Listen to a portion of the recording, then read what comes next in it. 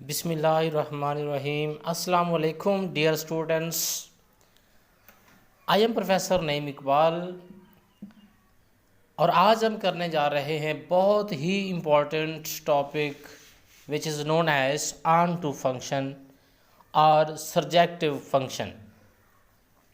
दो नाम है यहाँ पे, ऑन टू फंक्शन और दूसरा इसका नाम है सर्जेक्टिव फंक्शन। हम इसकी एग्जांपल्स करेंगे। एग्जांपल से हम देखेंगे कि फ़ंक्शन को कैसे चेक करते हैं कि वो फ़ंक्शन ऑन टू है या नहीं है, और ये भी देखेंगे कि ये फ़ंक्शन है क्या, किस तरह से पता चलेगा, इसकी पहचान क्या है ऑन टू फंक्शन की या सर्जेक्टिव फंक्शन की। डेफिनेशन है, a function f such that A to B. यहाँ पे दो सेट हैं हमारे पास, ए और बी। ए से बी की तरफ हमने एक फंक्शन जो है ना वो डिफ़ाइन मतलब कि किया है, called an onto or surjective function. उस फंक्शन को जो हमने ए से बी की तरफ जो है ना हमने डिफ़ाइन किया है, उसको हम सर्जेक्टिव फंक्शन उस वक़्त बोलेंगे या ऑन टू फंक्शन उस वक़्त बोलेंगे if range of f is equal to B. अगर उस फंक्शन की जो रेंज है वो बी सेट के बराबर आ जाए। अब इसका मतलब क्या है? इसका मतलब ये है कि बी के अंदर मौजूद तमाम एलिमेंट जो हैं वो रेंज में आने चाहिए उस फंक्शन के। इसी तरह नोट में देखें, if range of f does not equal to B then f is called an into function.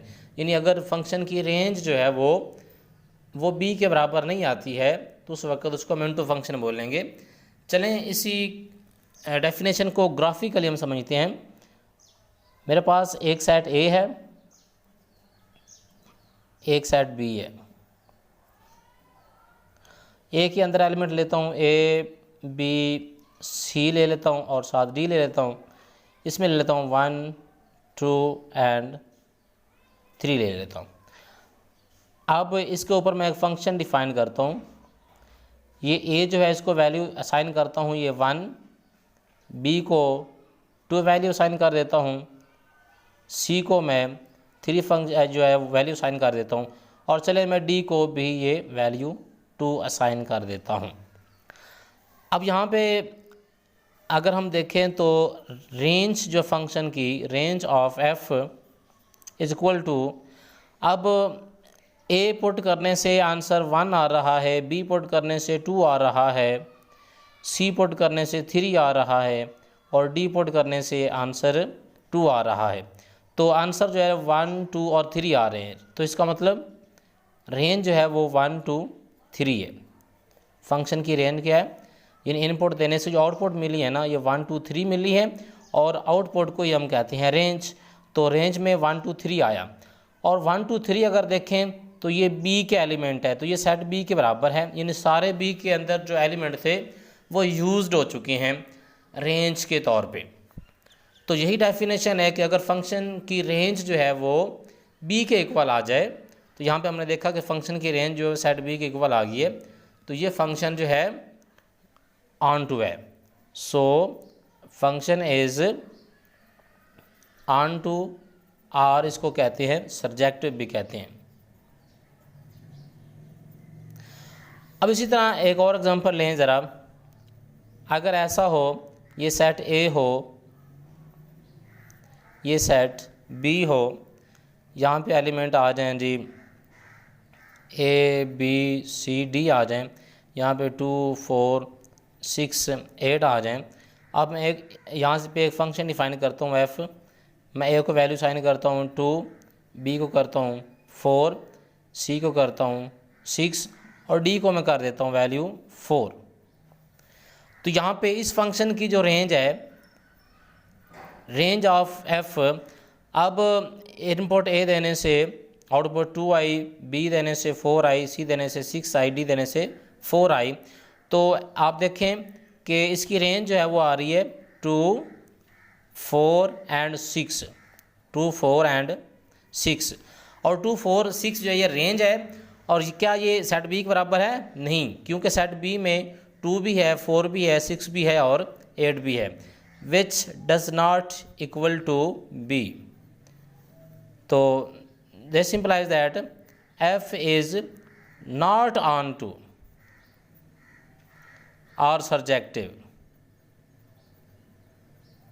अगर ये रेंज ऑफ एफ बी के इक्वल नहीं है, सो हम ये कह सकते हैं कि f is N to function है। ऑन टू नहीं है बल्कि एन टू है, क्योंकि हमने यहाँ पे नोट में देखा है, नोट में if range of f does not equal to B then f is called an N to function.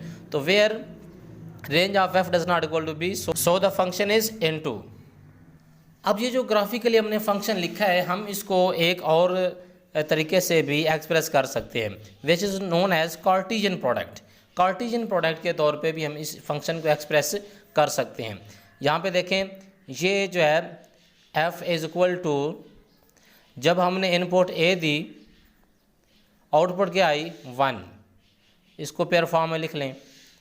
इसी तरह जब हमने इनपुट b दी तो उस वक्त आउटपुट क्या आई 2 आई, और जब हमने इनपुट c दिया, इसको c दी, तो उस वक्त आउटपुट क्या आई 3,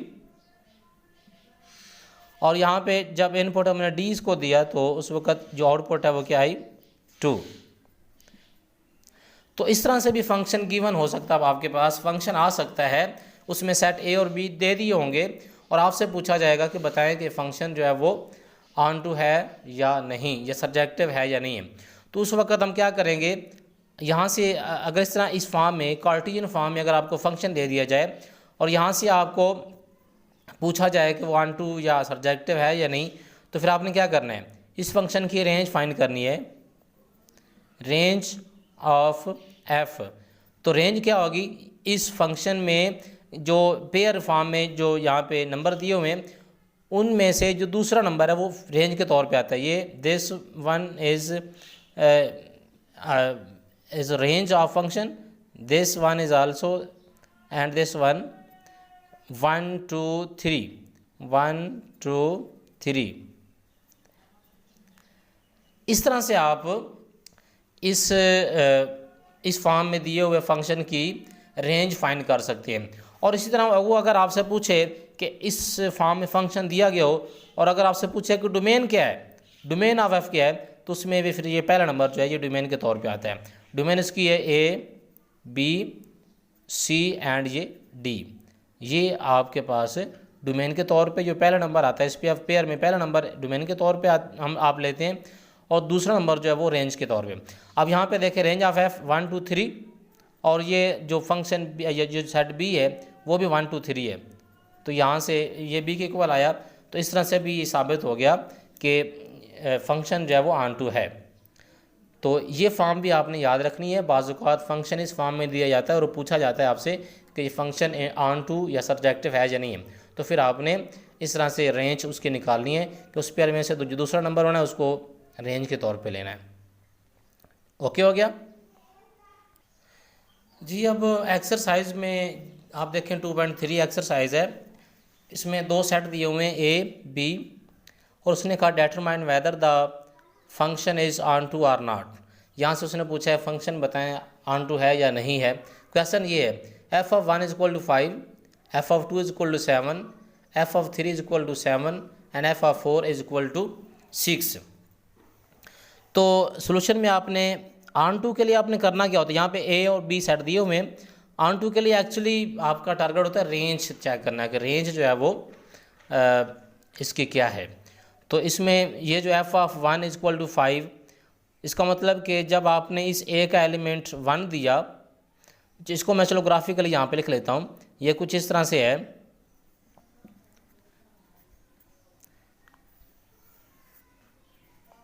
ये ए के एलिमेंट हैं 1 2 3 4 और ये बी के यानी 5 6 7। जब आपने यानी ए 1 पुट किया तो 1 का इमेज बन रहा है 5 के ऊपर ऐसे, ये आपने इसके ऊपर एक फंक्शन डिफाइन किया। अब इसी तरह ये 2 का इमेज जो है वो 7 है ऐसे, और ये 3 का इमेज जो है वो भी 7 है, 4 का इमेज जो है वो 6 है। तो अब यहाँ पे देखें इसकी रेंज क्या है फंक्शन की, रेंज ऑफ एफ। तो ये इनपुट 1 देने से आउटपुट 5 आई, 2 देने से 7, 3 देने से 7, 4 देने से 6, तो ये 5 भी आउटपुट में आई है, 6 भी है, 7 भी है। और अगर आप देखें तो सेट बी के अंदर एलिमेंट यही आ रहे थे 5, 6 और 7, तो ये सेट बी के इक्वल है, यानी बी के सारे एलिमेंट जो हैं वो रेंज के तौर पे यूज़ हुए हैं। तो यहाँ से हमें पता चला कि जो ऑन टू की जो डेफिनेशन है वो सेटिस्फाइड हो रही है। तो so function is onto, ये वाला फंक्शन जो है वो क्या है, ऑन टू है, चूँकि इसमें रेंज ऑफ फंक्शन की जो रेंज है वो बी के इक्वल आ चुकी है जी। तो अब इसका अगला क्वेश्चन है क्वेश्चन नंबर 16। इसमें f of 3 is equal to 5, f of 1 is equal to 5, f of 2 is equal to 6 and f of 4 is equal to 6। तो इसमें सोल्यूशन देखें ज़रा, इसको ज़रा मैं ग्राफिकली यहाँ पे ऐसे लिखूँगा, ये सेट ए, ये सेट बी, सेट वही वाले गिवन है 1 2 3 4 एंड ये बी जो है 5 6, एक क्वेश्चन में गिवन है सेट, ठीक है, वो मैंने यहाँ पे लिख लिया। अब जब 3 मैंने इनपुट दी तो 3 का इमेज बना 5 ऐसे, जब मैंने 1 इनपुट दी तो उसका आंसर आया, यानी उसकी आउटपुट मिली 5 ये, और जब मैंने 2 इनपुट दी उसका जो है ना वो आउटपुट मिली 6, और जब मैंने 4 इनपुट दी उसका आउटपुट जो है ना वो 6 मिली। तो अब यहाँ पे रेंज फंक्शन की जो है वो क्या है जी, रेंज ये 5 टू ये 7 इसमें नहीं है, चूँकि 7 किसी का इमेज भी नहीं है, एक के अंदर मौजूद एलिमेंट में से किसी का इमेज भी 7 नहीं है, ये कह ले 7 किसी भी नंबर की आउटपुट नहीं है। तो ये जो है ना इसकी रेंज 5 एंड 6 है, इसकी रेंज क्या है 5 एंड 6 है। और अब ये देखें तो ये बी के इक्वल नहीं है, बी के इक्वल, चूँकि बी के अंदर एलिमेंट 5 6 7 थे, लेकिन जो रेंज आई है वो सिर्फ 5 एंड 6 आई है। तो हमने जो डेफिनेशन पढ़ी उसमें रेंज फंक्शन की जो बी के इक्वल आने चाहिए, यानी बी के सारे एलिमेंट जो हैं वो रेंज के तौर पे यूज़ होने चाहिए, लेकिन यहाँ पे ऐसा नहीं है। तो ये function this implies that f is not onto function, ठीक हो गया, ये ऑन टू नहीं है।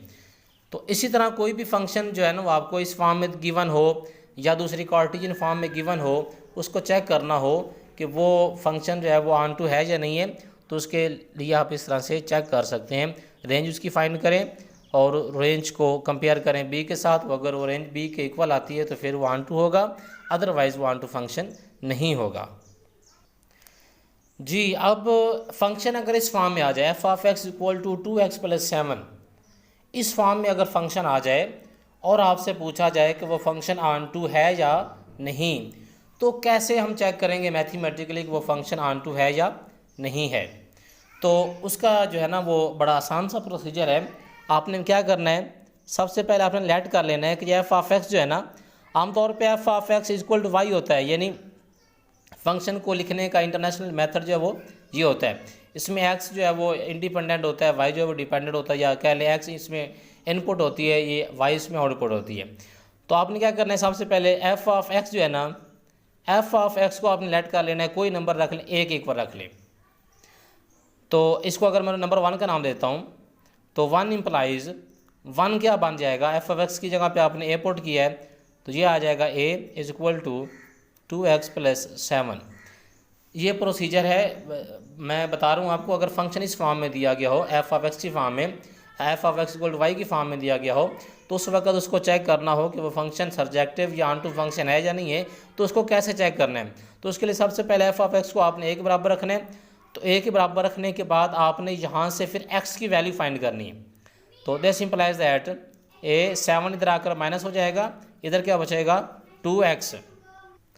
तो यहाँ से दिस इम्प्लाइज दैट a - 7, ये 2 इधर मल्टीप्लाई हो रहा है, इधर आके इसको डिवाइड करेगा तो x की वैल्यू आ गई a - 7/2। अब ये जहाँ से जो x की वैल्यू आपने निकालनी है ना, ये आपने पुट कर देनी है इक्वेशन 1 के अंदर। पुट x इक्वल टू a माइनस 7/2n1। 1 के अंदर मैं ये अगर पुट करता हूँ तो ये क्या आएगा, f ऑफ x की जगह पे ये इसकी वैल्यू पुट करूँगा a माइनस 7/2, यहाँ भी मैं रखूँगा 2n2, x की जगह पे a माइनस 7/2 प्लस 7, तो ये इससे कटेगा, क्या बच गया a माइनस 7 प्लस 7, तो ये कट गया, इज इक्वल टू क्या आ गया a। जो आपने शुरू में सपोज किया था, शुरू में आपने कहा था कि इस फंक्शन की जो कह लें आउटपुट है या रेंज है वो a है, शुरू में यही फ़र्ज़ किया था ना आपने। तो ये यहाँ से आपने x की वैल्यू निकाल के जब इसमें पुट की तो वाकया ही उसकी जो रेंज थी या जो कह लें आउटपुट थी वो a निकली है। अब एक्चुअली जो है ना, इसको एक और सेंस में भी आप इस ऑन टू फंक्शन को समझ सकते हैं कि जो आपके पास रेंज आती है ना, उसके लिए पीछे कोई ना कोई डोमेन होनी चाहिए, यानी उसके लिए कोई एक ऐसा एलिमेंट होना चाहिए कि जिसको फंक्शन में पुट करने से वो उसका आंसर आता है। तो अब ए आंसर आने के लिए, ए आंसर इस फंक्शन का जो आउटपुट है वो ए हासिल करने के लिए उसके पीछे एक एलिमेंट मौजूद है विच इज़ a माइनस 7/2। यानी अगर इस फंक्शन में हम इनपुट जो है वो a माइनस 7/2 देते हैं तो इसकी आउटपुट जो है वो a आ जाती है। तो इस तरह से भी ये साबित हो जाता है कि this implies that given function जो है ना, given function is onto, कि जो आपने शुरू में सपोज आउटपुट की थी वो आप यहाँ पे लेकर आ गए हैं और आपने ये साबित किया है कि उस आउटपुट के लिए एक पीछे इनपुट मौजूद है। तो यही जो है ना वो मेथड होता है, और यही तरीक़ाकार जो होता है वो चेक करना होता है। इस मेथड से ये प्रोसीजर है, फंक्शन अगर f of x equal to y की फॉर्म में दिया गया उसको चेक करना है कि वो सब्जेक्टिव है या नहीं है, तो इस तरीके से आप उसको चेक कर सकते हैं। तो डियर स्टूडेंट्स, ये अगर ये आपको लेक्चर की समझ आई है, अच्छा लगा है लेक्चर, तो इस लेक्चर को, इस वीडियो को लाइक करें, अपने दोस्तों के साथ शेयर करें, और अगर आपने इस वक्त अभी तक इस चैनल को सब्सक्राइब नहीं किया है तो इस चैनल को सब्सक्राइब कर लें। Thank you.